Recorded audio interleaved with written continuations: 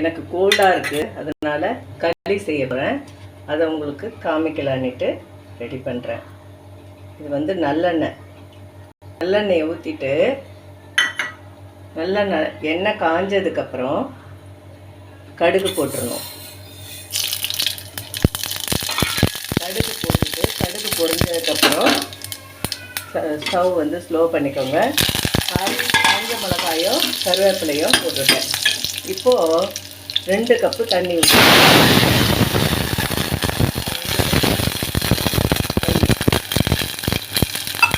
பாருங்கள். 1 கப்பு ராகி மாவு, வெல்லம் இவ்வளோ எடுத்து வச்சுருக்கேன்.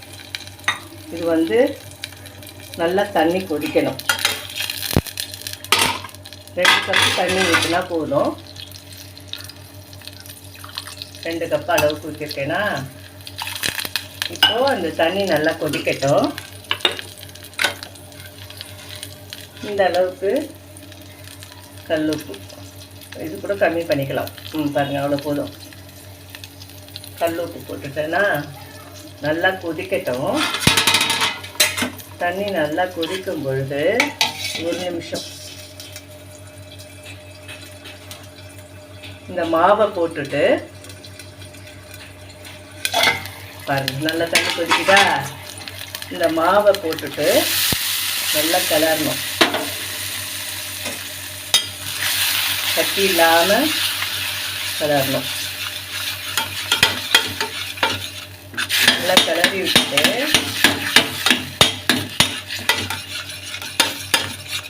நல்லா மாவு வெந்ததுக்கப்புறம் வெல்லம் போடணும்.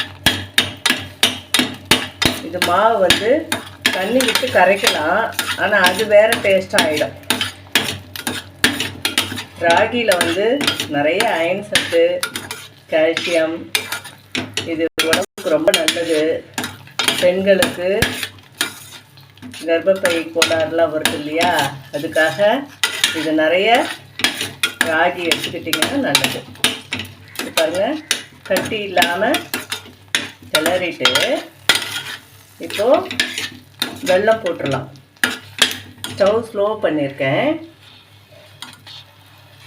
பாருங்கள், நிமிஷத்தில் ரெடி ஆயிடுச்சா? இது மாதிரி பனிக்காலமாக இப்போது, அதனால் இந்த களி செஞ்சு சாப்பிட்டிங்கன்னா உடனே சளி சரியாயிடும். நல்லா வெந்துருச்சு பாருங்கள். வெந்துருச்சா? இப்போது மாவு இல்லாமல், நல்லா கட்டி இல்லாமல், மாவு இல்லாமல் நல்லா கிளறிடணும்.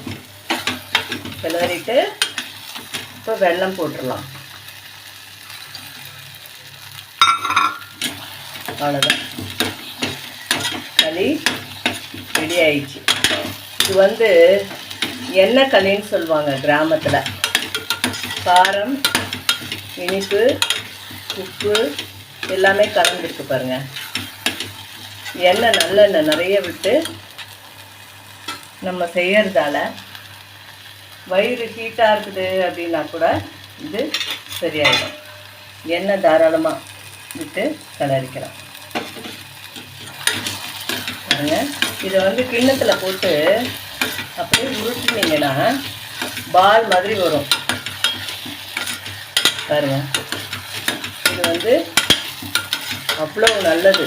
இந்த பனிக்காலத்தில் இதை செய்து சாப்பிட்டு எல்லோரும் பயனடையணும். எண்ணெய் களி ரெடி. தேங்க்யூ.